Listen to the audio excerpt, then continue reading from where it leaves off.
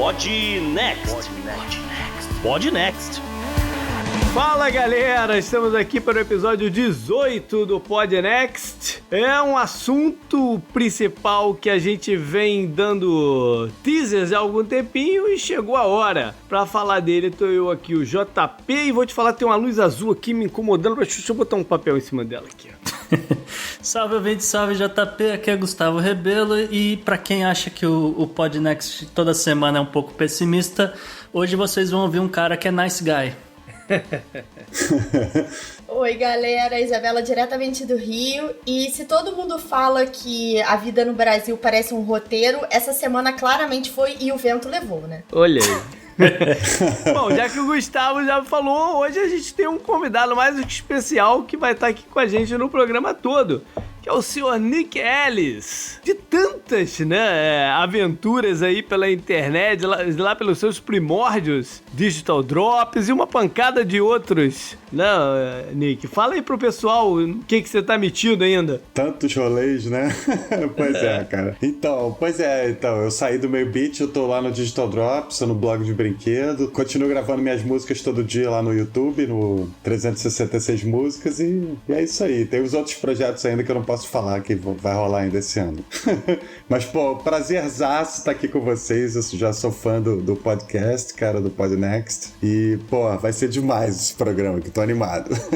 Maneiro. Isa, você tem um comentário pra fazer sobre o programa passado, né? Tem sim, uma errata rapidinha, JP. A gente falou do torneio de Adria e toda a polêmica do Djokovic, né, no último episódio, mas eu precisava fazer duas pequenas correções.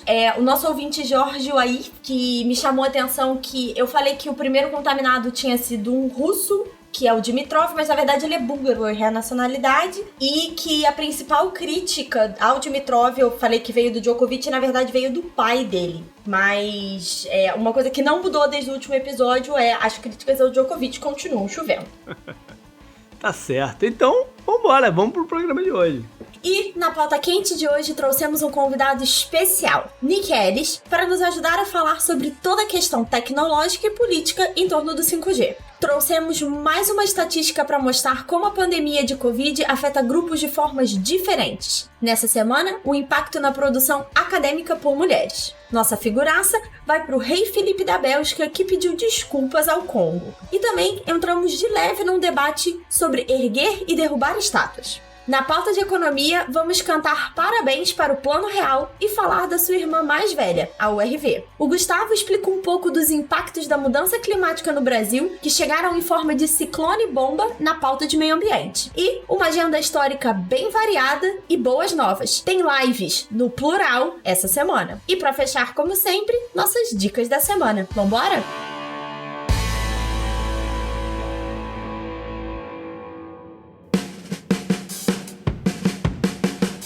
Essa pauta quente é trazida para você por Vapt. Lembro que o Vapt foi desenvolvido pela Lemon 360 e se escreve VAHPT e é um aplicativo de atendimento rápido, diferente de outros apps por aí. No Vapt, você pode comprar não só comida, como produtos e serviços, com opção de retirada no local ou delivery. Se você tiver um negócio, cadastre-se no parceiro.vapt.com.br. O Vapt não cobra taxa para pagamentos diretos com o parceiro, apenas uma pequena mensalidade. E o melhor de tudo, durante a quarentena, essa taxa é isenta. Estabelecimentos não vão pagar nada. Para você usar, baixe hoje mesmo o aplicativo na Apple Store ou Google Play. Fale com seus restaurantes favoritos para entrarem em contato com o Vapt, ou se preferirem, mandem mensagem pra gente que facilitamos a conversa. Bora lá no Vapt!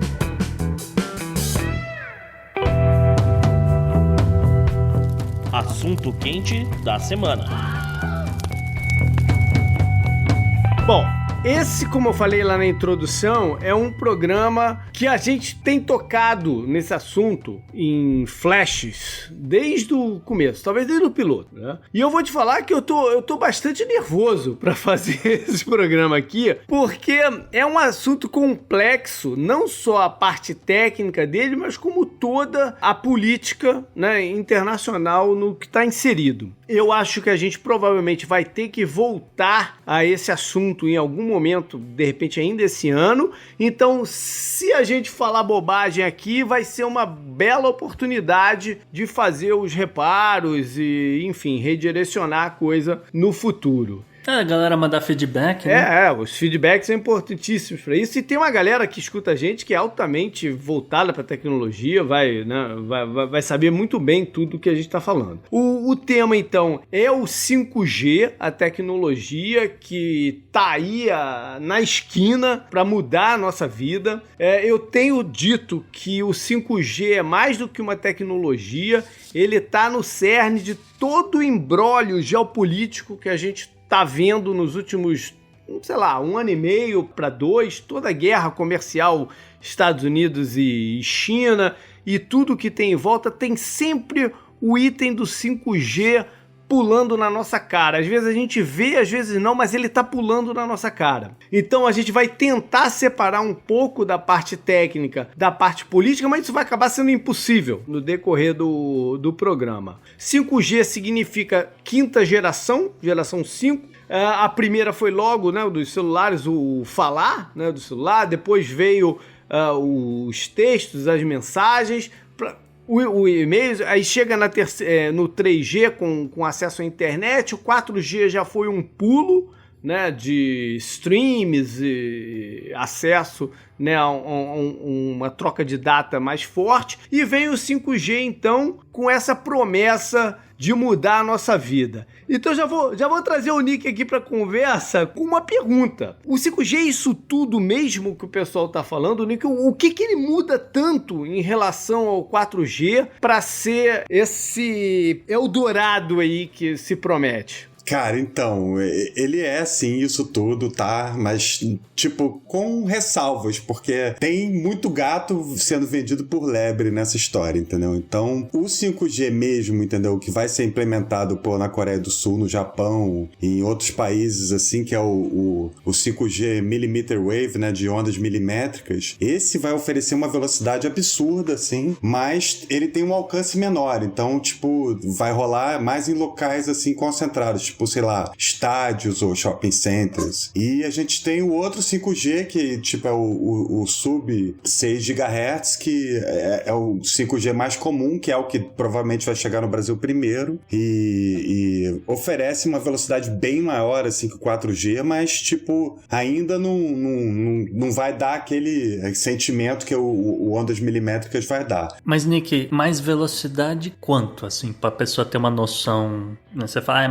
Pois é, a gente tá falando aqui de 100 megabits por segundo, pelo menos, até uns, sei lá, 1 gigabit por segundo, se o negócio estiver realmente quente. Mas, teoricamente, pode chegar até uns 10 gigabits por segundo. E além da velocidade, tem a questão da latência, que ele pode ter ele tem uma latência tipo de 1 milissegundo, um negócio muito rápido. Então, ele troca de rede muito rápido. E, como eu tava falando, no sub 6 GHz você tem um alcance maior. E no millimeter wave você tem um alcance muito menor, entendeu? Então é aquela coisa, tipo um facho de luz assim concentrado e muito forte, ou um facho de luz tipo que não é tão forte, mas ilumina muito mais o ambiente à sua volta, digamos assim. Não sei se eu tô sendo Esse lance da latência que é o grande pulo do gato, né?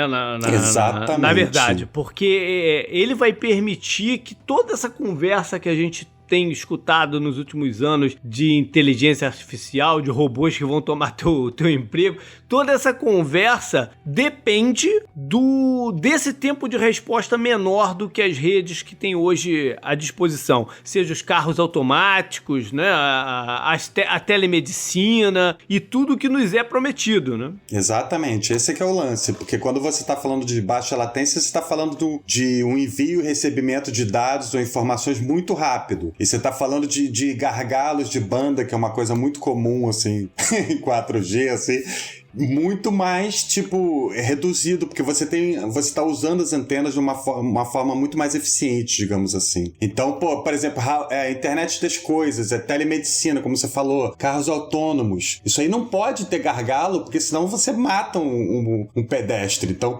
não tem como, ou mata um paciente. Então, isso aí tem que, pra isso funcionar de verdade, vai ter que ter uma conexão que seja totalmente estável, mais do que rápida, estável. A Tesla tinha prometido tido o upgrade para as cidades aqui dos Estados Unidos em agosto do ano passado. E eu não sei se eles chegaram à conclusão que a rede 4G não ia dar conta do negócio e eles postergaram com prazo indefinido, né? O pessoal só usa em estrada. O Nick falou em gargalos, né? Mas esse é o grande drama do 4G, porque o 4G já trazia velocidades. Em alguns lugares eles conseguem, né, chegar no 1 GB, que nem ele falou, só que esbarra no gargalo, e aí não chegou a entregar essa velocidade toda, né? Porque esse é o problema do 4G. Agora, como, se eu entendi direito, o 5G, por ser um outro tipo de onda, já não tem esse gargalo todo. Então, mudou completamente a história, realmente. Ele tem esse problema do alcance. Então, você vai ter que ter,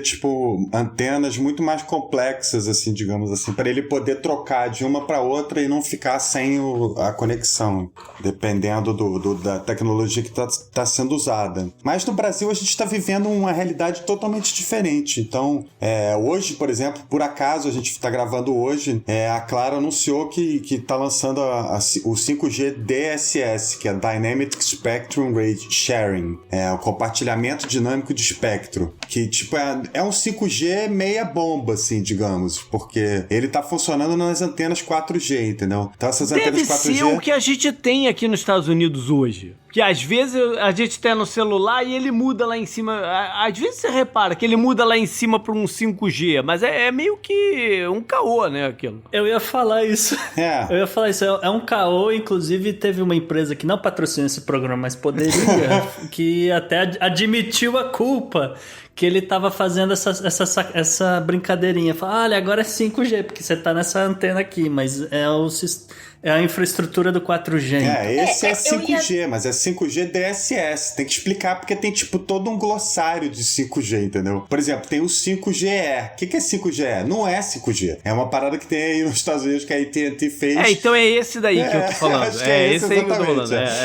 E aí simplesmente não é 5G. É só 4G usando tecnologia MIMO. Usando batom. 4G usando batom. Tem umas paradinhas pra deixar ele mais rápido, mas não é exatamente 5G. Até minha pergunta que tem a ver com essa questão da tecnologia é essa questão das antenas e dessa mudança tecnológica que envolve essa briga política que o JP até falou no começo do programa, de tecnologia americana, chinesa. Isso faz diferença nessa velocidade, nesse tipo de 5G? Como é que é isso? Pois é, tem uma briga comercial fortíssima, né, rolando entre Estados Unidos e China, e como o JP falou, tem essa ponta de lança que é o 5G, né, cara? E aí, por trás disso tudo tá a Huawei, né, cara? A Huawei que é uma empresa que é pioneira em 5G, os caras são realmente, eles fazem os equipamentos incríveis, entendeu? Não só celulares, mas fazem, antenas e aqui no Brasil, 70% da infraestrutura instalada é da Huawei. Então, tá rolando essa coisa do governo por questões políticas, né, de pressão do Trump e tal, da gente possivelmente barrar a Huawei. E aí complica, porque você vai fazer upgrade nessas antenas e vai ter que começar tudo do zero. Então, as operadoras estão desesperadas aqui no Brasil. Então, vamos já tocar no assunto de quem são os players dessa brincadeira toda. A Huawei é um capítulo à parte, que a gente vai tocar bem nela. Ela lida com várias coisas. Ela lida com aparelhos e ela lida com network, né? Sim. Ela faz a cadeia toda, né? Faz. Mas tem uma série de outras empresas que são mais segmentadas na parada, né? Por exemplo, na parte de equipamento em si, quem briga direto com eles é a Ericsson, a Nokia e tal. Né? Aí tem a parte dos aparelhos, que vai vir a Apple, a Samsung, enfim, são vários players diferentes nessa brincadeira. A Qualcomm, né? Exatamente, na parte de processadores, né? Sim. E a gente vai tocar aí nessa parte de tecnologia, mas só para entender onde está o intrincamento aí. Começa por onde? Começa por satélites? Começa por onde essa brincadeira?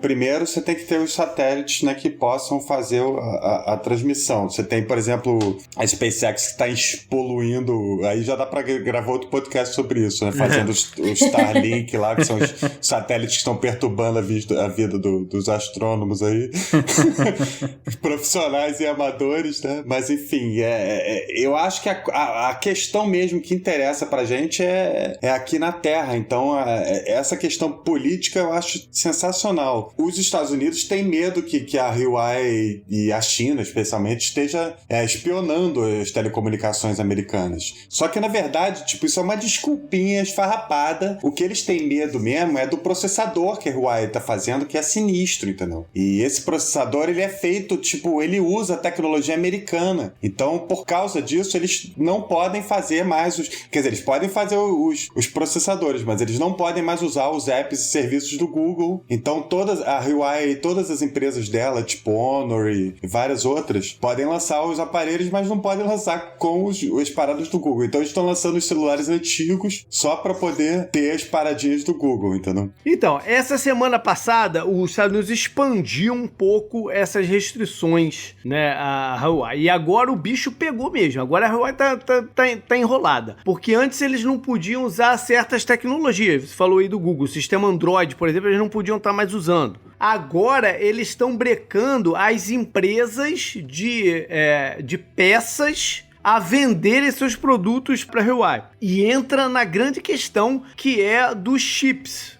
dos semicondutores. Exatamente. A maior empresa que faz os chips, que tem a tecnologia de ponta, é em Taiwan. Aí você já vai calculando o pepino. E os Estados Unidos agora brecou elas de vender. A Huawei não vai poder comprar dele. Então eles estão sem fornecedor. Eles estão sem fornecedor pro chip, né? Eles já disseram que vão ter que lançar, tipo, vários smartphones com processadores da MediaTek, porque isso se a MediaTek vender pra eles, porque o negócio pois tá... O cerco tá fechando. O cerco tá fechando pra todo lado. JP, tem um outro agravante também, que, assim, é questão de dias, mas os Estados Unidos vai colocar o mesmo tipo de sanção que ele colocou na Venezuela para barrar o financiamento por parte de bancos, de qualquer empresa chinesa, etc. Então, você está falando, tem que comprar uma outra empresa para fazer o chip, né? Eu tenho que comprar o chip.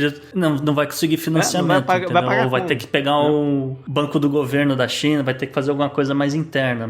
E a China tem plano de colocar essa indústria, né? Investir nessa indústria do semicondutor, e só que se eles precisarem fazer isso por eles mesmos, eles vão se atrasar em alguns anos no negócio. Tudo muda com uma rapidez incrível, né? Então, a solução que tá apontando para eles é fazer uma parceria com a Samsung, por incrível que pareça. Porque se a gente for colocar aqui no outro espectro, que é o da venda de aparelhos, hoje a Samsung é a que mais vende, aí vem a Huawei, e em terceiro a Apple. E nesse mês a Huawei passou a Samsung por causa da pandemia e tal, mas vai voltar. Olha aí, mas e se eles ficarem na mão da Samsung pros chips? Né? Que tipo de acordo que eles não vão ter que ter? E interessa a Samsung fazer isso, já que a Samsung pode ser uma alternativa de rede, por exemplo, de equipamentos e de rede, por exemplo, para a Europa, né? Então tem muita coisa aí acontecendo nesses dias, nessas próximas semanas, que vão mexer com quem vai comprar de quem os sistemas. E, tipo, tudo isso significa,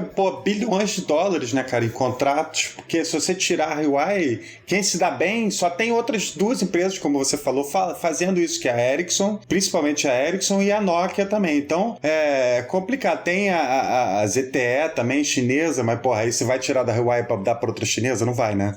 Existe um temor real, ou isso é só de que haja acesso à informação, haja algum tipo de espionagem até no nível da pessoa física, ou isso é uma desculpa que os Estados Unidos estão usando para brecar a China por questões políticas e econômicas? Pois é, eu sinceramente, assim, minha opinião pessoal, tem gente que vai te falar uma resposta diferente, mas para mim é muito mais uma desculpa, entendeu? Para não concorrer com essa empresa, entendeu? E para também ferrar com a China do que, entendeu? Uma espionagem industrial em larga escala. Por exemplo, a Huawei fornece a estrutura toda de 5G da Inglaterra, do Reino Unido. Então... Ao menos fornecia, né? O negócio tá complicado lá também. Isso aí já é outro... A gente tem que fazer outro capítulo aí pra isso. A gente até vai fazer. Mas eu acho que essa questão da informação é relevante, o medo é real, e você tem, por exemplo, já declarações da Rússia, por exemplo, dizendo que vai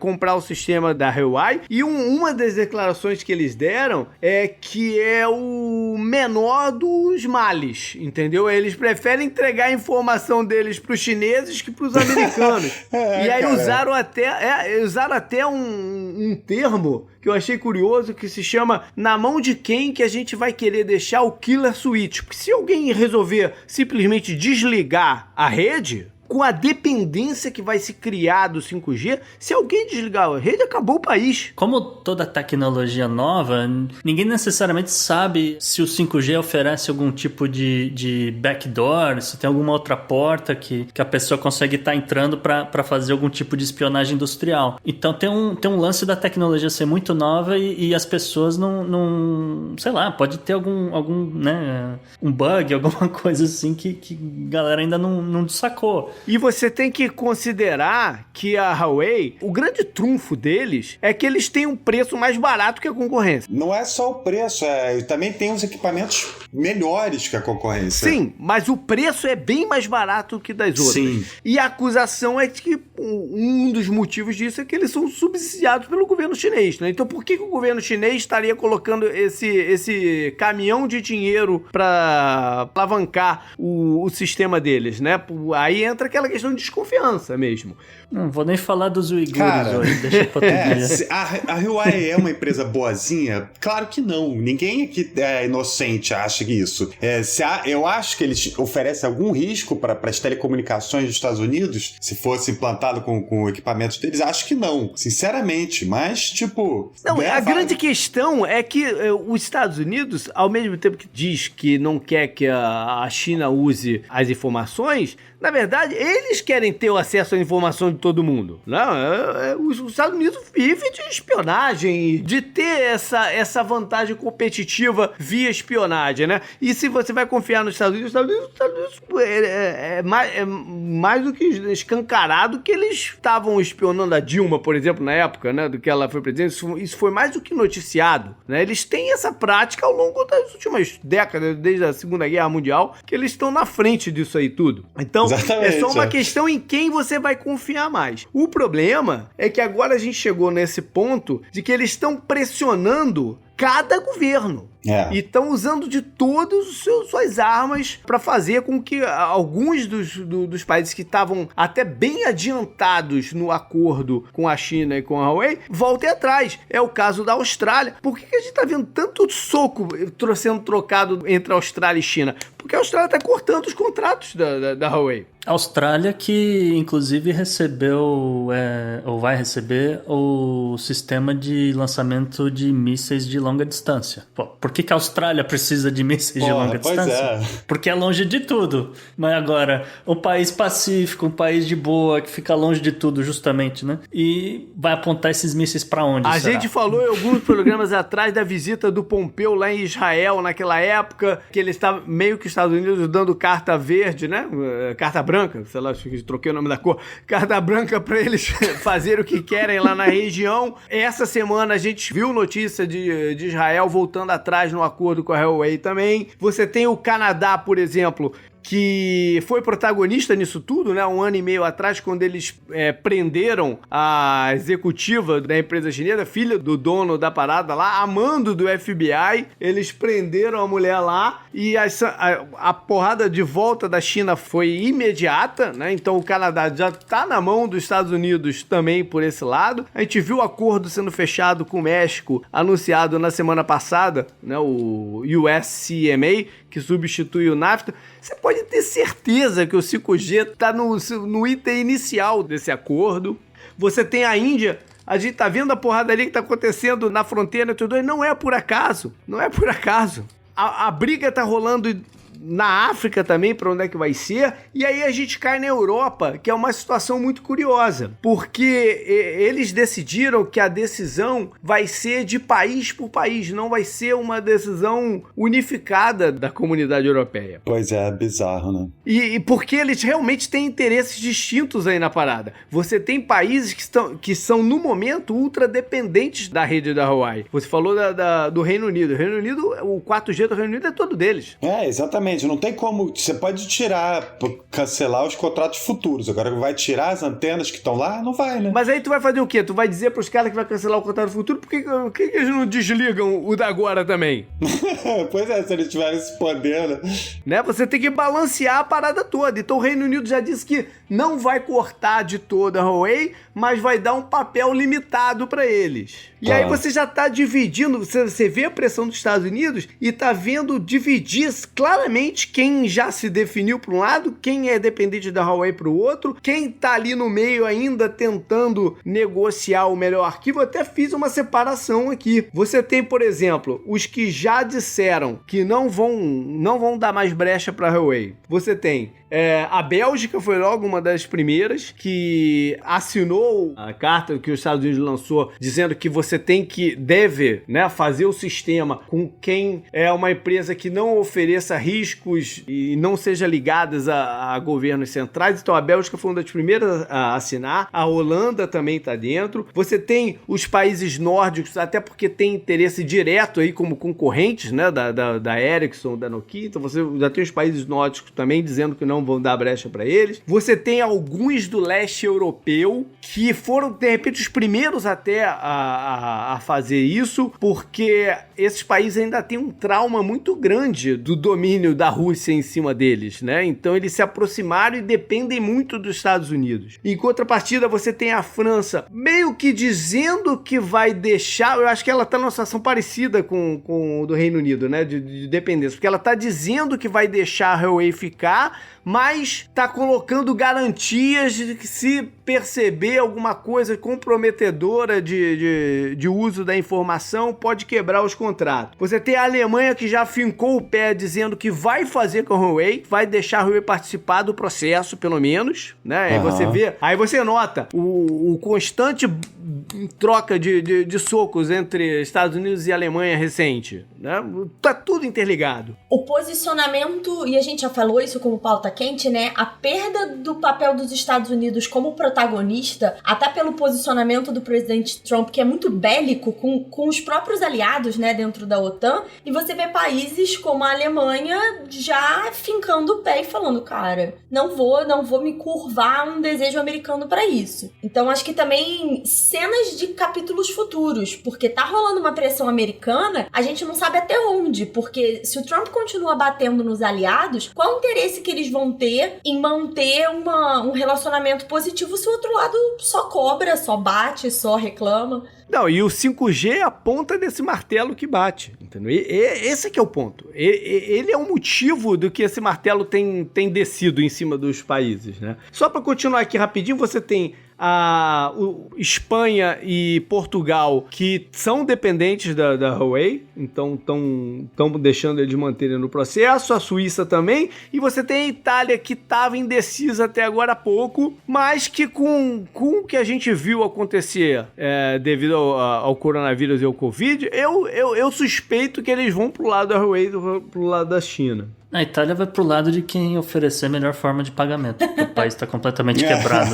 E isso é uma outra questão, né? Tem vários países da África e da Ásia acusando a China de fazer o contrário, de forçar a Huawei por conta dos débitos monetários que você tem com eles, né? Eles estão colocando dinheiro e financiando infraestrutura em tantos lugares e acho que foi o primeiro-ministro da Malásia que fez essa colocação, que essa é a nova forma de colonialismo, que é o vinculado aos débitos financeiros que você tem com a China, né? Então, a situação é muito negra. E terra também, a China comprou muita terra na África para estar desenvolvendo algumas fábricas que eles já não precisam ter na China em si, então compensa mover essa fábrica, sei lá, vão montar alguma coisa, então eles colocam a fábrica na Nigéria, depois manda pra China, termina de montar alguma coisa, e aí volta pros Estados Unidos. E você tem a situação do Brasil, né, que tem leilão marcado, se eu não me engano, tá marcado pro ano que vem, né, não é pra esse ano.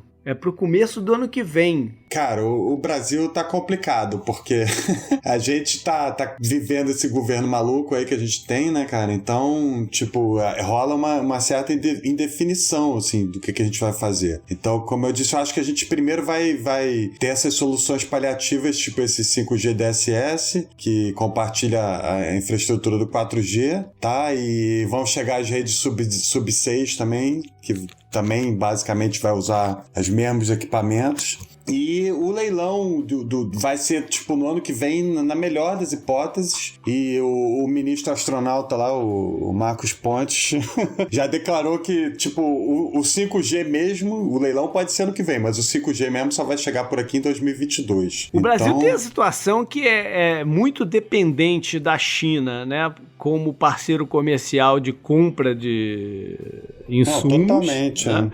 E tem essa maluquice de abanar o rabo dos Estados Unidos atual, né? Então é uma situação muito peculiar a do Brasil. Eu acho que eu não tinha nem o que pensar aqui, né, cara? É Huawei na cabeça, porque, pô, 70% da infraestrutura já é da Huawei. A gente vai se meter agora com pagar as paradas em euro, cara? É complicado, né?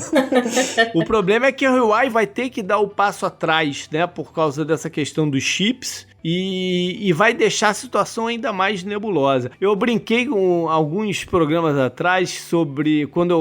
lá na Dica Cultural, quando eu falei da série... Aquela série do espaço, a Avenue 5... em que eles brincam dizendo que o fulano de tal que estava lá dentro era veterano da guerra da Hawaii. E a gente pode não estar muito longe disso mesmo, né? A questão do Brasil é o seguinte, o Brasil não tem muito poder de barganha nessa história, né, porque obviamente não tem poder financeiro. O que o Brasil tem é soja, e o principal cliente do Brasil já é a China. Os Estados Unidos não vai absorver, não tem nenhum, aliás, não tem nenhum outro país que vai absorver essa quantidade de soja que o Brasil produz se a China falar, não quero a sua soja porque você não está mais na nossa rede 5G, porque a gente botou dinheiro aqui para 70% da estrutura, que nem o Nick falou, e, porra, então agora vocês, né, mandaram a gente, né, para outro lugar, então... Mas em contrapartida a gente tem ministros xingando os chineses, a gente tem filho do presidente, a gente tem o próprio Bolsonaro batendo continência pro John Bolton quando ele esteve aqui, então a situação é muito nebulosa. É porque a política externa brasileira, né, se tornou extremamente americanista, um alinhamento completamente, assim, sem questionamentos, né, o alinhamento é com os Estados Unidos, ponto, numa esperança de um relacionamento especial que até agora não veio, né, eu fiz até essa piada no meu Twitter tem algumas semanas.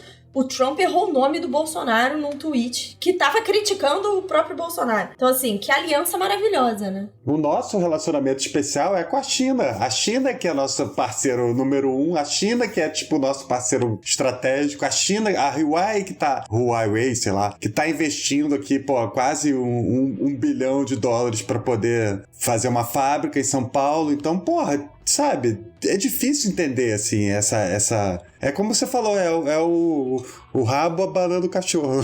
É a única maneira de entender isso. E eu imagino que se existe uma preocupação com segurança, então que se desenvolva firewalls, que se desenvolva métodos para... Exato. Né, ou que se estude mais o 5G. Aí você tá pedindo um nível de pensamento que é muito difícil de dizer no Brasil. Mas é isso aí, galera. Vamos voltar a esse assunto em breve. Up next. Up next.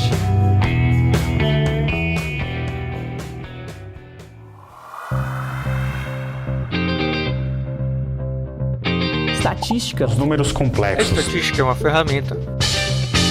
Isabela Fontanella, correspondente internacional do Brasil.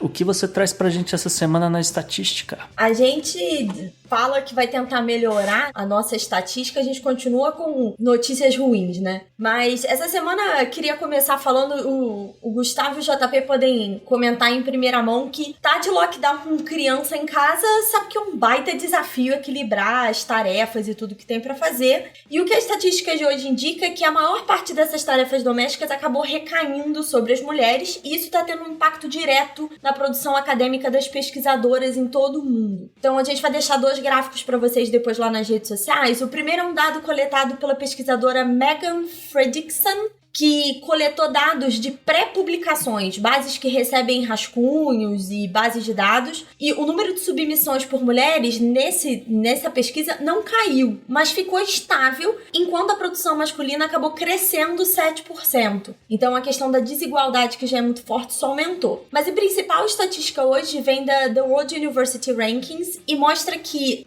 nos meses a partir de março, né, de 2020, a publicação de papers por mulheres vem caindo consideravelmente se comparados com o mesmo período dos últimos 5 anos. E para vocês terem noção do quanto isso está sendo grave, a gente viu a queda da produção no geral, mas considerando que existe uma enorme produção na área de ciência e medicina, e que é uma área em que há mais mulheres, maior participação feminina, essa queda que chegou a ser uma diferença de 10% no mês de maio, comparado com os anos anteriores, né, só reforça um pico que não conseguiu compensar. Então, mesmo o crescimento das publicações na área de medicina não conseguiu compensar a queda em outras áreas. E aí, o que eu queria chamar a atenção além das questões de desigualdade de gênero, 2 pontos principais são chamados aí nesses estudos. A desigualdade da divisão de tarefas domésticas, que está causando esse impacto, principalmente na força de trabalho feminina. E quais são as consequências futuras dessa queda de produção acadêmica na carreira das pesquisadoras e professoras universitárias? Porque as promoções e os aumentos, né, de salário dependem desse tipo de publicação. A gente só vai ter certeza desses dados, do consolidado desses dados daqui a um tempo, porque as publicações levam aí alguma coisa de anos até realmente saírem nos grandes journals, né? Mas para ficar de olho, mais um impacto aí de desigualdade que a gente vem trazendo tanto aí nos rankings e estatísticas da semana. E isso pode ser que isso mude com o tempo também em termos de adaptação, né? As mulheres são mais inteligentes e mais adaptáveis que os homens, então elas podem até se aproveitar da situação de forma que a gente nem imagina hoje. Eu acho que tem muito a ver com o que você falou das crianças. As crianças tem uma certa dependência maior à mãe, sei lá por quê, mas tem. Eu, por exemplo, fiquei responsável aqui pelo homeschooling do Arthur e tal, e é um estresse danado. E fizemos nossas divisões aqui, porque a gente também trabalha, então a gente conseguiu fazer um remanejamento, e eu acho que isso que cresceu a produção masculina em 7% é que o povo parou de ver futebol e resolveu trabalhar, né? E não pode ir pro bar BBC, deixa. Tá trabalhando. Não, mas eu ia complementar. A gente falou em um determinado momento, eu não me lembro agora qual programa, mas a gente fala da importância da reabertura, de você ter escolas funcionando. E agora a gente tem uma reabertura assim, ensaiando, quer dizer, já tá meio do caminho nos Estados Unidos, não sabe se vai voltar atrás, se vai continuar seguindo em frente. A princípio, os governantes dizem que vão seguir em frente. Nova York, por exemplo, disse que não sabe ainda sobre escola, né? O que vai fazer. Exato. Mas sempre fica aquela de, putz, e se cancelarem o ano letivo, como é que eu vou fazer meu trabalho, né? Então eu imagino quem tem que fazer pesquisa aplicada, quem tem que estar num laboratório ali, olhando o meio de cultura, né? Olhando essas coisas todas, e ao mesmo tempo tem que ficar em casa e sei lá, tem que fazer comida, porque, né, geralmente as crianças comem na escola, né? Tem que fazer... Enfim. É um pepino. Complicado. Tem um vídeo maravilhoso rodando no Twitter essa semana, que é uma mãe dando uma entrevista, se eu não me engano, na BBC, e a filha, tipo assim, mamãe, onde é que eu coloco o porta-retrato? Mamãe, qual é o nome da pessoa com quem você tá falando? E ela tava, tipo, ao vivo na TV, sabe? Então, assim, acho que é muito demonstrativo. E aí, o JP falou, né, da divisão de tarefas e tal, é muito desigual normalmente, né? Claro que tem a coisa das escolas, que tem aí um peso muito grande, mas não só isso. E, historicamente, as mulheres trabalham mais... Isso já foi motivo de estudo, né? As mulheres acabam tendo uma carga de trabalho maior quando você considera as tarefas domésticas como um todo. Exatamente. Então, pra ficar aí de olho...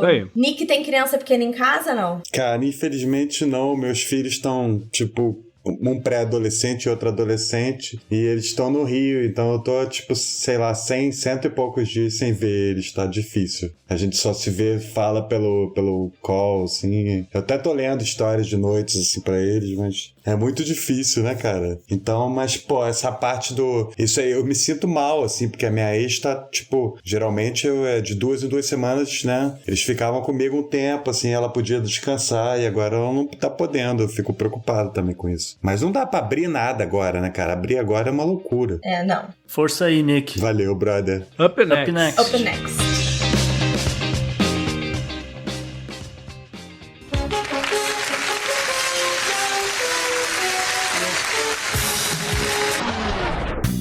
Gustavo, um destaque de personalidade da semana ficou para um rei, né? O rei da Bélgica, o rei Filipe. O que ele fez? Então, JP, nessa terça-feira, o rei Filipe da Bélgica pediu desculpas pelas atrocidades, os massacres, a violência toda que o exército belga causou no Congo, hoje atual República Democrática do Congo, que também, coincidentemente, né, por que ele pediu desculpa? Porque ele escreveu uma carta no dia 30,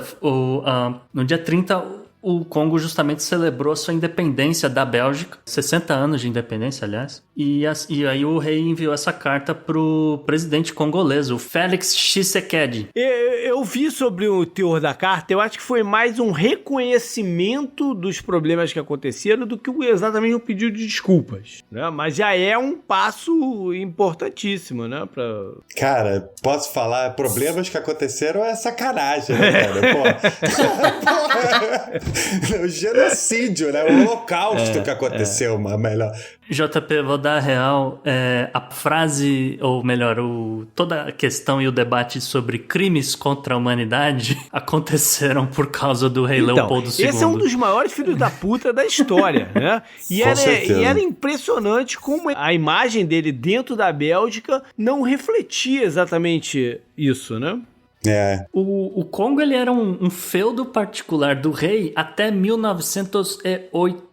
E aí depois de 1908, então agora vai, né? Acabou o feudo, né? Não tem mais monarquia Não, vai passar a ser a administração do governo belga. E aí, como a gente falou, só em 1960 é que realmente a Bélgica fala, não, tudo bem, vamos reconhecer aqui o Congo como país. Aí entrega o país para um líder deles, o Patrice Lumumba. Aí o que aconteceu? A CIA mandou o exército belga, armou uns rebeldes do Congo, os caras foram lá e mataram esse cara. A história é muito barra pesada, né? Se calcula que eu acho que cerca de 10 milhões de habitantes da região morreram durante o período inteiro e tem vários relatos de extrema crueldade nas coisas, né? Então não é só o número de mortes, é a forma também como as coisas aconteceram. Cara, tem a questão do Stanley, né? Aquela história do Livingstone, sabe? Do Stanley, do Livingstone, daquela história. Esse Stanley, ele ficou lá na África e ele foi responsável, junto com os belgas, por fazer todas as ferrovias, entendeu? Que ligavam a África e que foram fundamentais, entendeu? Na questão da escravidão. E quer dizer, então, tipo, o mal que a Bélgica fez pra África, tipo, não tem como pagar. Uma parada, tipo, que não foi só no Congo, foi uma parada que se estendeu por toda a África. E tem fazendeiro, né? Porque o Congo tem cacau. O Congo tá mais ou menos no mesmo paralelo da Bahia, então eles têm cacau. Tem fazendeiro hoje no Congo que tem contrato vitalício com os belgas, não consegue vender chocolate pra mais ninguém. Então quem acaba meio que regulando o preço do cacau são os belgas. Então você fica nessa de, qual é? Entendi. Mas aí teve a onda, né, que começou aqui nos Estados Unidos de se derrubar imagens que celebravam pessoas, né, polêmicas. E isso chegou lá na Bélgica com várias... Foram levantadas que existiam várias ainda do rei Leopoldo II por lá, né? Incrível, né, cara? Várias, JP, várias, porque realmente ele, cara, era um monarca típico, absolutista, e fez o que todos eles fizeram, né? Começou a colocar a estátua dele em todo quanto é lugar, algumas em Bruxelas, muita gente tira foto. É o rei, eu não sei o que ele fez, mas eu vou tirar foto aqui da estátua do rei. Mas na verdade o cara era um genocida e por N motivos a população realmente acabou abraçando essa ideia de, eu não vou dizer reparos, mas de certa forma chegaram à conclusão que não tem cabimento você ter certas homenagens a certas pessoas, tanto nos Estados Unidos quanto na Europa, e algumas estátuas começaram a ser removidas, algumas foram parar em museus e algumas foram parar em fundo de lago. Depredadas.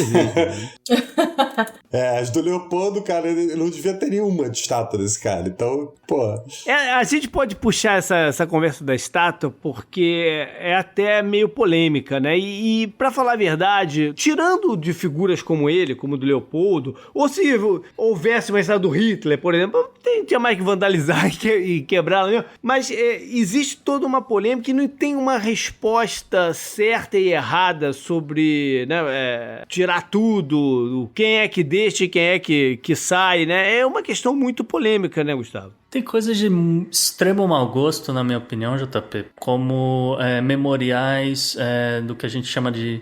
vamos dizer... grupos, né, de pessoas que se juntaram para homenagear os pais deles. Então você tem, por exemplo, as filhas de soldados confederados aqui nos Estados Unidos.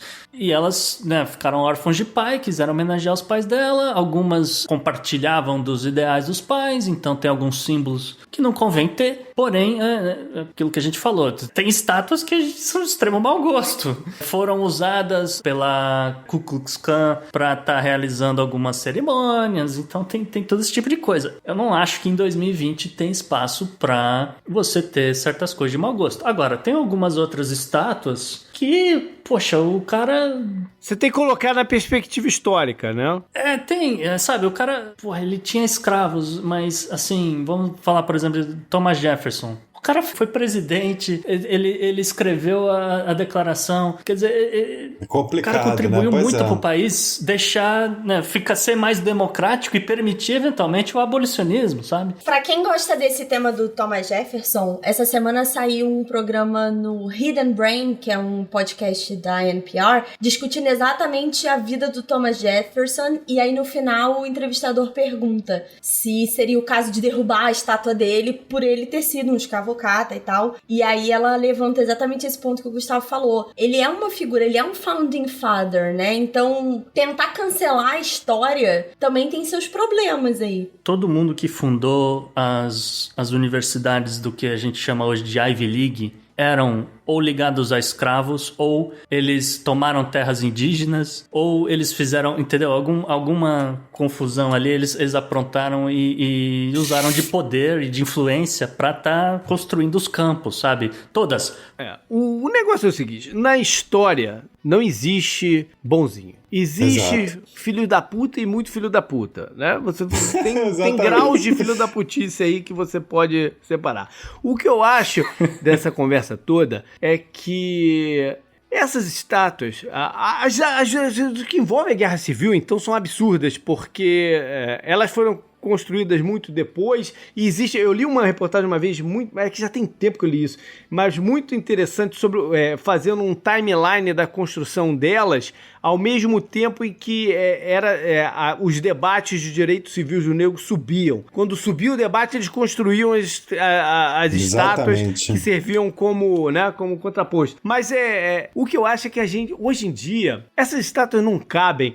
E, primeiro ponto, estátua, que é um argumento que muita gente usa, estátua não serve pra contar história, não serve pra ensinar história pra ninguém. O sujeito vai passar... Não é pra reflexão, pois é. O sujeito vai passar 500 vezes na frente da estátua e não vai aprender nada sobre a história do negócio. Estátua, o objetivo da estátua é glorificar a pessoa que tá ali. Exatamente. Eu sou muito mais adepto a... Você quer fazer um memorial pra uma ideia? Beleza, faz um memorial pra ideia, né? Vamos deixar as pessoas pro museu e pros livros de história.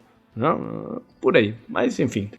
Agora, é que esbarra em certas questões, como por exemplo, vamos retirar o nome de fulano de tal daqui da biblioteca não sei das quantas. Eu vou falar pra vocês, a Pensilvânia tem esse nome por causa do William Penn. William Penn era um cara que ficou rico porque ele foi um dos primeiros a colonizar os Estados Unidos, ele começou a trazer escravos, era o que ele fazia.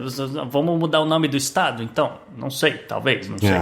A gente falou das Ivy Leagues, né? Todas, Harvard, Yale, Cornell, Columbia, Brown, todos esses caras. A cidade de Columbus derrubou a estátua do Cristóvão Colombo, né? Vai fazer o quê? Vai mudar o nome da cidade também? Pois é, o Stanford, na Califórnia, tudo mais. A família Stanford, vai ver o que eles faziam. Vai ver como é que eles conseguiram ganhar dinheiro, se expandir pro oeste, matando índio, sabe? Então é complicado isso. História escrita com sangue, né? Mas também não se deve glorificar essas pessoas, né? Que a estátua tem essa função de glorificar. Então é o que eu falei, é uma conversa que não tem exatamente um certo e errado. Enfim, e assim, imagina, você se formou nessa universidade há 20, 30 anos atrás e você tem um diploma na parede que você sente certo orgulho. Aí vamos falar, não, a gente vai mudar o nome da universidade. E aí? Entende? É isso? É pra isso mesmo que a gente tá fazendo? E só pra atualizar um pouco essa história, hoje em dia tá tendo uma discussão se devem devolver o Monte Rushmore pros índios, porque é uma área, foi construída em cima de uma área que pertencia aos nativos. Então tá tendo essa discussão. Então o que faz? Os índios vão lá, eles vão detonar o Monte Rushmore? É isso que vai acontecer? Do jeito que tá, nem a estátua do Zico vai sobrar em algum lugar aí, cara. Up next. Up next.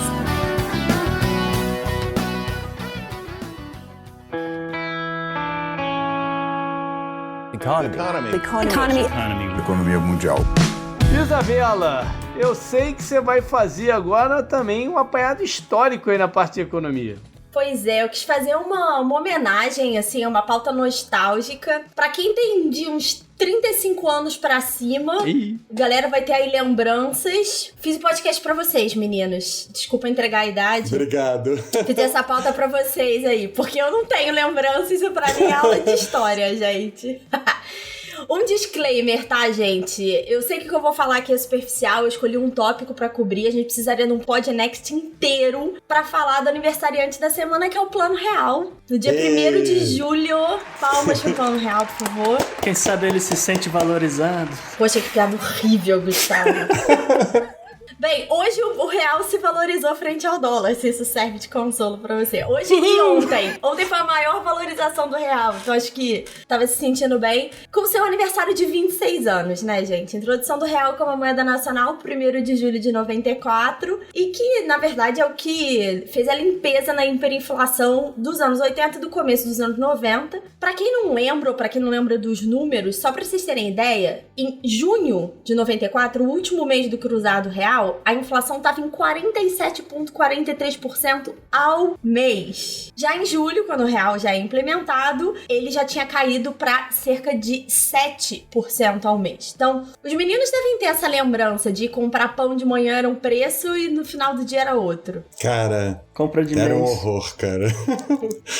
Era um mundo surreal, assim. A gente ainda tem até hoje um pouco no Brasil o trauma da inflação, né? A inflação ainda é um assunto meio tabu e aí a Isa até às vezes trouxe aqui pra gente dizendo por que às vezes ela até é positiva pra economia, mas o nosso trauma com ela é tão grande que quando você fala em inflação vem a ideia daquele caos, né? Eu sei dizer que a gente só deixou de fazer, assim, minha família que eu lembro, a gente só deixou de fazer compra de mês quando se mudou pros Estados Unidos, porque não fazia sentido fazer compra de mês aqui. Eu falei que é pra galera acima de 35, né? Eu tenho 30, eu tenho lembranças muito por alto, assim, e essa coisa da memória da inflação, que o JP falou, é até uma marcação geracional, né? Porque eu tenho 30, pra gente, a gente já não lembra mais dessa hiperinflação, a gente não... Quem lembra das notícias, não lembra o que era conviver com isso. Então, traz uma perspectiva diferente pra economia conforme as gerações vão passando. Então, né? Isa, qual foi o pulo do gato do Plano Real? Pois é, o grande pulo do gato, que eu acho que é até esquecido às vezes, que é o RV, que é a Unidade Real de Valor, que na verdade foi implementada antes do real efetivamente entrar em circulação, né? Então, uma curiosidade que tá no livro do 300 Dias no Bunker, do Guilherme Fiuza, que conta exatamente sobre a equipe do Plano Real e os governos do Fernando Henrique, esse Dream Team econômico que foi montado, citou que na verdade a inspiração pro real e para o RV é da Alemanha após a Primeira Guerra Mundial, porque a inflação do Brasil só perdeu para a Alemanha dos anos 20. Então, eles se inspiraram lá atrás, porque o dinheiro alemão, que era o marco, já não servia mais como referência de pagamento. Então, tinha salário que era pago com quilos de batata como referência. Os preços mudavam a cada 2 horas, a gente brincou de manhã e de noite. Era terrível, tinha negociação de salário mês a mês, então os contratos eram muito doidos. E aí dizia-se, o termo era que era uma moeda sem cabeça. E aí o Brasil de 93 93, como eu falei, não era ainda esse nível, mas se continuasse com a indexação, ia deixar para trás os 80% ao mês de inflação da época do Sarney muito fácil. E aí, outra coisa que nem todo mundo lembra, né? A equipe foi encabeçada pelo FHC, que era o ministro da Fazenda, que ele é sociólogo e não economista. O trabalho dele foi montar a equipe e gerenciar politicamente isso. E essa equipe resolveu replicar a ideia que salvou a economia alemã, que era de implementar 2 moedas paralelas. Então parece loucura, você vai ter 2 moedas circulando, que a proposta era, se colocasse outra moeda de cara, como foi feito nos pacotes anteriores e congelar preço, a moeda nova ia herdar tudo que o cruzado real tinha de ruim, toda a indexação, que é levar a inflação do passado para o futuro, toda a correção monetária, e ia começar tudo de novo. Então a saída era incluir essa nova moeda, que só existia de forma fictícia, o RV nunca circulou, mas ela ia ser uma referência para calcular preço e tabelar reajuste. E daí nasce, por isso que ela é uma unidade de valor e não uma moeda em si, né? É o Brasil na vanguarda do Bitcoin. O que ela fez então foi diminuir o percentual, gradativamente diminuir o percentual de indexação, foi isso? Mais ou menos, porque na prática, o valor da URV mudava todos os dias e dizia qual era a equivalência da URV com o cruzado real. Então as pessoas começavam a ter uma noção, e esse valor era baseado no dólar. Então não era só uma diminuição da correção. Então tem uma entrevista do FHC que é muito interessante, que ele fala que a vantagem relacionada ao dólar é que as pessoas sabem o valor do dólar e por isso os preços se estabilizam rapidamente. Isso a gente vê na Argentina muito, né? A Argentina, quando entra em crise, a economia argentina dolariza, porque as pessoas ancoram no dólar muito rápido. E aí o outro pulo do gato foi que não deixou um valor fixo para o URV, porque as experiências anteriores de indexação no Brasil e na Argentina, no começo dos anos 90, foram muito negativos, porque as pessoas sabiam que sem reajustar o RV diariamente, o dinheiro delas perdia valor e elas encontravam outra forma de corrigir. E aí o RV, como o JP falou, acabou estabilizando essa correção ao longo do tempo, diminuindo e impedindo que a inflação passada fosse replicada, né? E aí, para quem é de economia, em termos técnicos, a URV era uma moeda, mas sem poder circulatório, então não tinha papel moeda, né? E o grande pulo dessa equipe do Fernando Henrique é que existe uma tecnicalidade na lei que não existe correção monetária de uma moeda para outra. Então, conforme os contratos saíam do Cruzeiro Real para o URV, eles perdiam essa correção que era o que estava retroalimentando. E aí, o real, quando entra, ele só ganha, na verdade, poder de moeda quando eles retiram a URV e o cruzado de circulação. Mas aí já tinha resolvido, né, a maior parte das questões. E eu quis trazer o RV porque eu acho que é a parte mais brilhante do plano como um todo. Essa ideia de ter 2 moedas circulantes, quando você para pensar, ela é meio heterodoxa, né? Mas a realidade é que foi uma das partes mais difíceis de implementar. Quem quiser conhecer um pouco mais, leia o livro do Fiuza. Ele conta todo esse processo aí. E a gente celebra o 1º de julho porque é o dia de circulação da nova moeda. Mas eu achei a URV meio renegada nessas celebrações e resolvi celebrar ela aqui no Podnext hoje. Ela serviu para amenizar o impacto, porque o que acontecia é que as remunerações, os salários, elas acompanhavam os aumentos, né? Ela estava sempre um dia atrás, ou sei lá, um X de tempo atrás dos aumentos, então vinha a galope. Se você um belo dia chega assim, não, vamos acabar com a inflação, agora você não aumenta a remuneração, o salário, você ia ter uma perda de poder de compra enorme ali naquele momento, que ela foi fazendo, foi ser gradativo esse negócio, pra você não sentir de uma vez,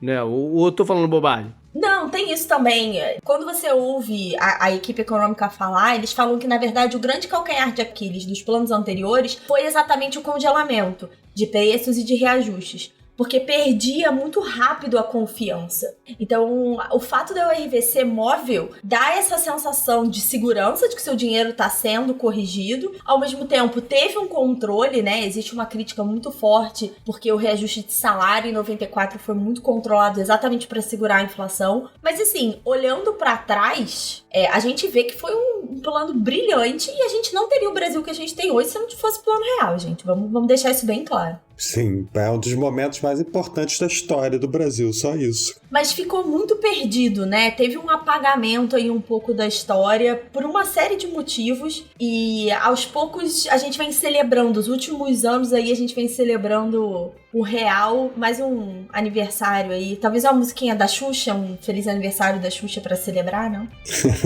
Deixa pra lá. Up next. Beleza. Up next.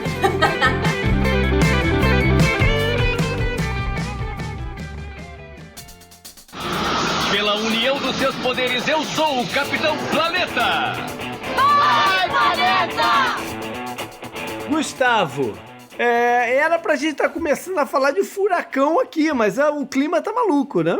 Então, JP, a gente volta a falar sobre mudanças climáticas hoje na coluna de meio ambiente e vamos começar do princípio, né? Porque faz algumas semanas que saiu o registro histórico de uma cidadezinha lá no meio da Sibéria que registrou 38 graus, uma temperatura assim absurda, cara. Positivo, né? Porque se fosse negativo até vai.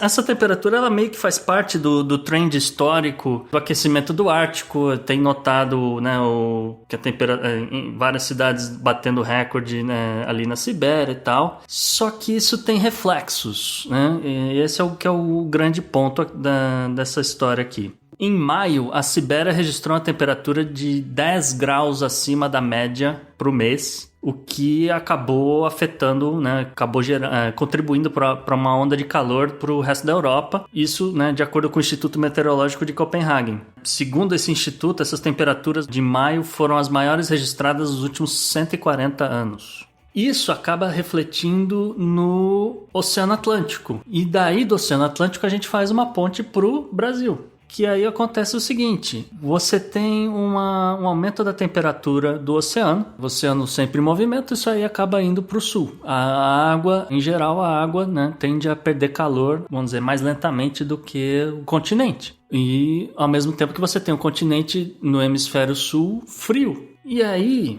JP, aí acontece o seguinte, cara. Quando a temperatura do Atlântico mais elevada, né, se movendo em direção à costa brasileira, nesse período de inverno, acaba se encontrando aí com o continente na temperatura menor, você tem uma queda brusca de pressão atmosférica. Ou, como alguns meteorologistas chamam, um efeito bomba. Quando você combina isso com uma massa grande de umidade vindo e, né, possibilidade já de chuva e de ventos, etc., você tem um ciclone muito mais forte do que você, né, normalmente esperaria. Esses ciclones, geralmente, eles sempre ocorreram durante o inverno e durante outras épocas também, né? Mas é aquela questão da intensidade. É a mesma coisa que o furacão daqui, que agora raramente você tinha um furacão categoria 5 e agora eles são comuns, né? É a intensidade. De repente você tem 2, 3 no mesmo ano. E aí, Nick, como é que tá o frio aí em São Paulo, então? Cara, tá horrível, cara. É horrível.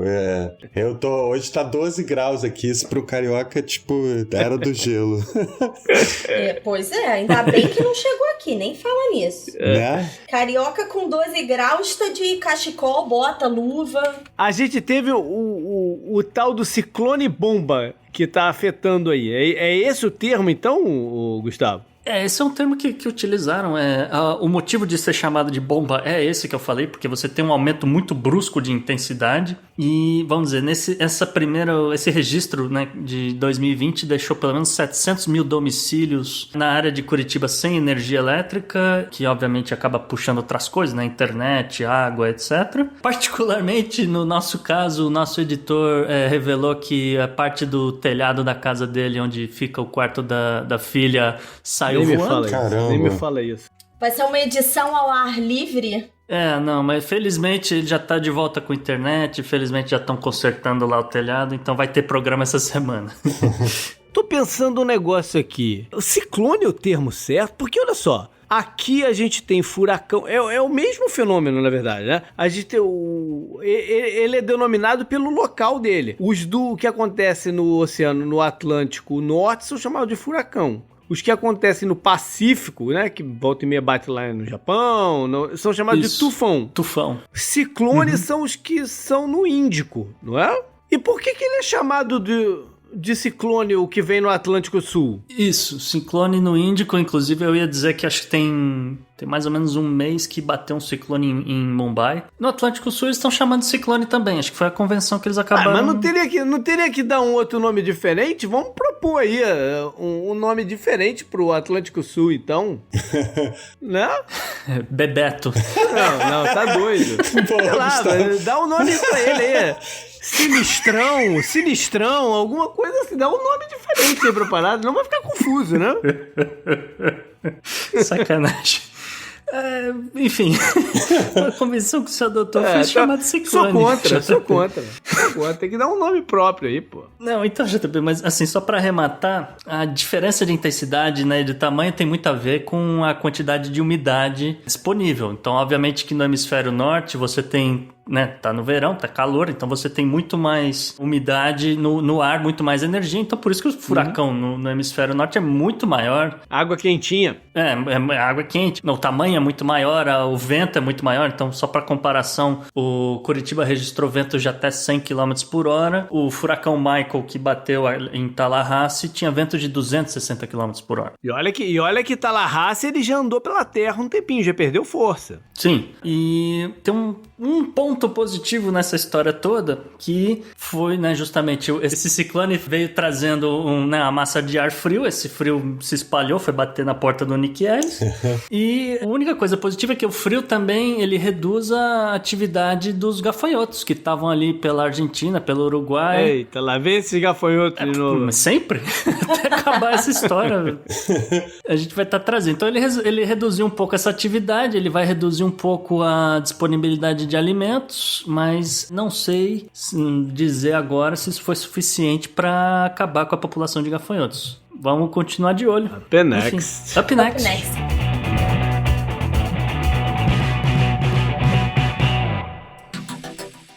Anote no seu calendário.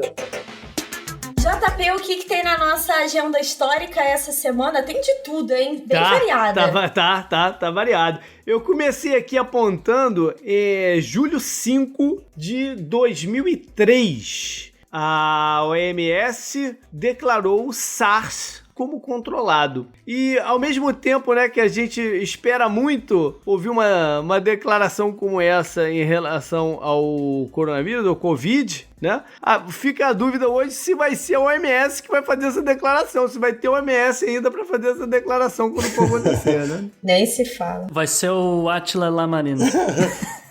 Julho 5 de 1996, eu vou fazer mais uma nostalgia aqui aos anos 90, que o Nick vai lembrar bem, né? Foi o dia que confirmaram o caso de sucesso da clonagem da ovelha Dolly, que foi famosíssima nessa época, né? Que você lembra do caso? O que te vem à cabeça quando tu fala da Dolly, Nick?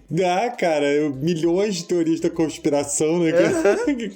Novela. Eu ia falar isso, Gustavo. Tem que falar da novela. Sim, novela clone, cara. Pô. Cara, realmente, os anos 90 foram muito loucos. Só pra registro, a Dolly morreu em 2003. Olha aí, durou bem ela, hein? Eu não sei qual é a vida de uma ovelha, mas acho que durou bem. Ela era um clone da própria mãe. Uhum. E, enfim, foi pioneira nesse sentido de ser uma clonagem de mamíferos. E até para se colocar entraves, né, éticos sobre como avançar com esse tipo de ciência. Sim, tem que ter uma discussão forte aí que foi gerada a partir da Dolly. Julho 6 de 1957, ocorreu o primeiro encontro entre John Lennon e Paul McCartney. E daí foi gerado os Beatles. E eu fiquei pensando, eu tô revendo com o meu filho nos últimos 2-3 meses. Eu tô revendo, e ele vendo pela primeira vez, os filmes dos Vingadores, da Marvel. E por acaso hoje eu bati numa cena que o Doutor Estranho olha todas as possibilidades de futuro e de realidade, e me veio isso à cabeça, que como é tão tênue, né, as coisas que podem ter um impacto enorme, eles poderiam ter se encontrado nesse dia e... sei lá. Ficou por isso mesmo. Ter feito uma conversa sobre futebol, um torce pro Liverpool, outro pro Everton, não sei o quê, e nada ter ido à frente, né? Qual a chance desses dois caras se encontrarem e convergirem pra se formar o Beatles e se tornar tudo o que aconteceu? Cara, né? isso parece aquela história do filme Yesterday, né?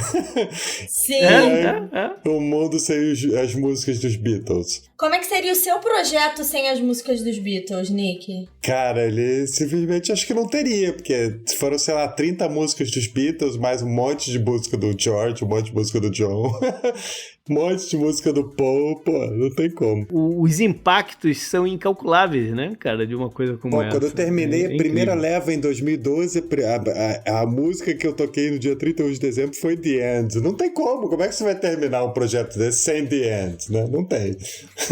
Você poderia ter terminado com The End do The Doors, né? Boa, vou usar esse ano. Esse que eu ia falar, anota aí pra 2020. Opa, que dica boa. Como é bom ter amigos. Olha só, julho 6 também, só que de 1942 foi o dia que a família da Anne Frank se refugiou num espaço oculto dentro de um galpão e para fugir dos nazistas. No dia anterior, a irmã dela, Margot, tinha recebido um comunicado para se apresentar para deportação para Auschwitz. E aí o pai dela, o Otto, se eu não me engano, me fugiu aqui, mas acho que é o Otto Frank, convenceu algumas pessoas a ajudá-los a se esconderem nesse local. E ela, a Anne Frank, se tornou mundialmente conhecida porque durante todo o período ela escreveu um diário de como foi a vida ali dentro e tal, e qual eram as conversas e tudo mais. Isso se tornou um best-seller de uma profundidade inacreditável. E tem várias coisas aqui que a gente pode mencionar, é que uma delas, para mim, bateu muito forte hoje, foi que eles foram capturados 2 anos depois. Eles ficaram 2 anos na parada. E foram dedurados, né? Só foram descobertos porque foram dedurados. Os aliados já tinham invadido a Normandia, né? Já estavam a caminho lá. Por muito pouco eles não chegam na Holanda, que foi onde isso aconteceu. A família dela é da Alemanha, né? São judeus que eram da Alemanha, que migraram para a Holanda para fugir da perseguição de nazistas lá no comecinho das coisas e acabou sofrendo de qualquer jeito. E aí eu fiquei pensando o seguinte, cara, a galera surtou com 3 meses de quarentena por causa do Covid, com Netflix, com todas as facilidades. Essa galera ficou 2 anos, cara, escondida na parada, né? Tem que colocar as coisas em perspectiva. Sim. No dia seguinte, julho 7 de 1942, no dia seguinte, o Himmler, um dos principais da cúpula nazista, ele conseguiu autorização para levar à frente os experimentos médicos que tinham como fim a esterilização dos judeus, né? Ou seja, e em Auschwitz, que é para onde iria a irmã da Anne, né? a Margot. Acabou que elas duas morreram, não em Auschwitz, mas num outro campo de concentração, mas ela poderia ter passado por esse processo de esterilização, que a gente tem até ouvido recentemente, que os chineses estão planejando fazer isso lá com os uigures, mas isso é assunto para um outro programa. O que vale aqui também marcar é que, só para finalizar essa história toda, que esse diário, elas duas morreram, né? O pai delas sobreviveu, voltou lá para Amsterdã, e uma das pessoas que ajudou eles, né? Algumas foram presas juntas naquele período, mas uma das pessoas que ajudou achou esse diário da Anne e entregou para o pai dela. E aí depois veio a publicação. É muito forte essa história toda. Incrível. O bom é que a gente tem alguns eventos planejados aí para a semana que vem, né? No dia 7 de junho, a gente vai ter a nossa segunda live. A primeira foi com o Fábio, sobre literatura, Fábio Barreto. E essa segunda vai ser incrementando um assunto que a gente trouxe no episódio 16, sobre saúde mental. E vai estar aqui com a gente a Aninha Arantes para fazer essa conversa. Então estejam juntos aí, a gente vai passar o link em breve. Só para lembrar que isso é no nosso canal do YouTube, tá, gente? E para quem perdeu a primeira live, Tá toda lá no YouTube e também saiu no feed. Então, se você perdeu a primeira live, tá chegando agora no episódio, tá tudo lá gravado pra você rir com a gente. Quer dizer, o primeiro episódio foi pra rir. E vai lá porque ficou incrível, cara. Pô, Fábio é incrível. Foi bem legal. E no dia seguinte, Bela, o que tem no dia 8? Pois é, dia 8 eu vou estar num evento na Unifob, que é a Universidade Federal do Oeste da Bahia. Vou falar sobre finanças pessoais por um convite do nosso ouvinte, o Rafael Ribeiro. E o link também vai estar disponível para quem quiser assistir. É aberto e, boa notícia, com certificado de participação. Demais. O pessoal gosta de um certificado. Exatamente. Horas complementares. Up next. Up next.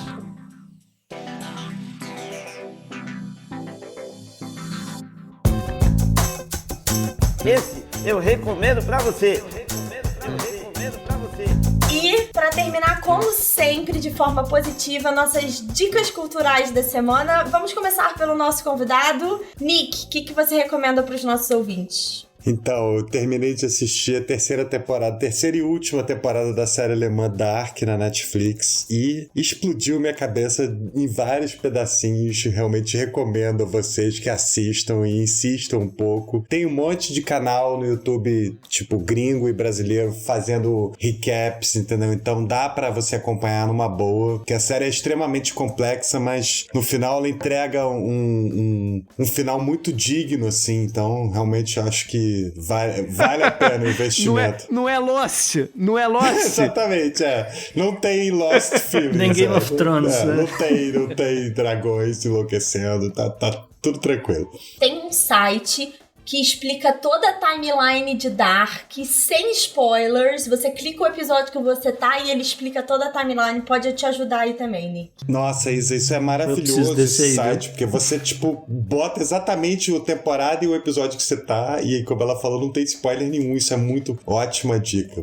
Deixa o link aí, porque aí facilita. Maneiro, eu vou com um livro, eu ainda não trouxe aqui nenhuma recomendação de ficção histórica, então aqui vai uma. O Tucano falou dos livros do Cornell quando ele esteve aqui com a gente, né? Senhora. Mas eu vou com uma bem diferente da do Cornell. Se chama The Sun in the Splendor, escrito por Sharon Key Penman. É um calhamaço, né, e bem detalhado do momento que ficou conhecido lá na Inglaterra como a Guerra das Rosas, entre os Lancasters e os Yorks. Que demais. É um trecho fabuloso da história da Inglaterra e foi uma opção da autora de tentar mudar a imagem de um dos reis mais controversos, né, e mais polemizados, que é o Richard III, né, que foi o vilão dos Tudors, que vieram justamente em sequência dos Yorks, e ela traz alguns elementos novos para se entender a figura do Richard e até para se contestar o final de vida dele, que o tornou o vilão aí dessas histórias. Gustavo, sua dica? Então, Isa, aproveitar que hoje, que a gente tá gravando dia 2, é aniversário de morte do Ernest Hemingway. Vai quase 60 anos desde que ele morreu. Recomendar para as pessoas procurarem mais sobre a obra dele e tal, que não chega a ser romances históricos, como o JP fala, aliás, ficção histórica, como o JP fala, mas são excelentes romances e contos da época, etc. E ele escreve muito bem, muito legal. Eu vou destacar particularmente Para Quem os Sinos Tocam, que é sobre a Guerra Civil Espanhola. É maravilhoso. E o ouvinte do Podnext, ele precisa saber, ou deveria pelo menos saber, se não é spoiler, mas é importante ter um pouquinho de contexto, né? Então é a vantagem de você ouvir isso no Podnext. Foi durante a Guerra Civil Espanhola. A Segunda República Espanhola era aliada aos soviéticos. E a Guerra Civil se dá contra o movimento franquista, os fascistas, etc. E aí você tem um americano no meio que se voluntaria para defender os espanhóis. Cara, ainda bem que tu deu essa sugestão. Se você tivesse dado o Velho Mar, eu ia ficar... Porque o Velho Mar é chato pra caceta. Nossa, o Velho Mar é muito chato, gente.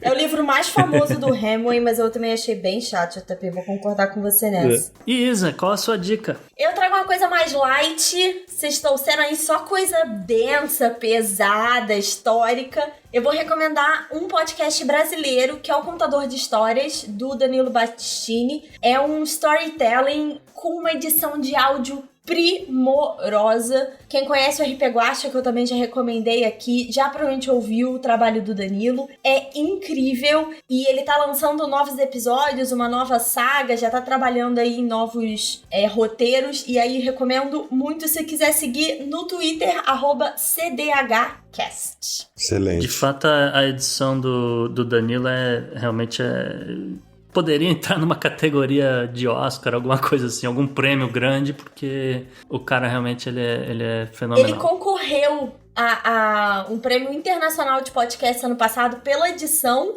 e pelos efeitos sonoros, só pra vocês terem noção. Bacana. Tá vendo? Eu falei. Bacana. Bom, Bacana. Então foi isso. Eu quero agradecer demais aqui a participação do Nick com a gente, cara. Foi um grande prazer ter você aqui, cara. Prazer todo meu, JP. Pô, foi demais. Obrigado pelo convite. Pô, muito legal conversar com vocês. E, pô, keep up the great work, porque tá foda, tá muito bom. Legal. Tamo nessa. Valeu, Nick. Tamo junto. Bom, galera, o contato com a gente, vocês sabem, né? O que precisar, mande por e-mail pro contato@opodnext.com ou troca uma ideia com a gente também nas mídias sociais. Pode ser pelo Twitter, pode ser, por exemplo, pro JP_Miguel ou para o Gustavo no @gu_rebel e no @Bela, com 2 L's, Fontanella. Se quiser conversar direto com o nosso convidado, @Nick Ellis, com 2 L's. Mais fácil impossível, né? Eu acho. Não tem underline, não tem nada, é mais fácil impossível. Sim. E lembrando, galera, que essa semana vai ter conteúdo exclusivo tanto no Twitter quanto no Instagram, no @opodnext. Acompanha lá, hein? Maravilha, até mais. Tchau, galera. Até semana que vem. Valeu, gente. Abraço. Abraço.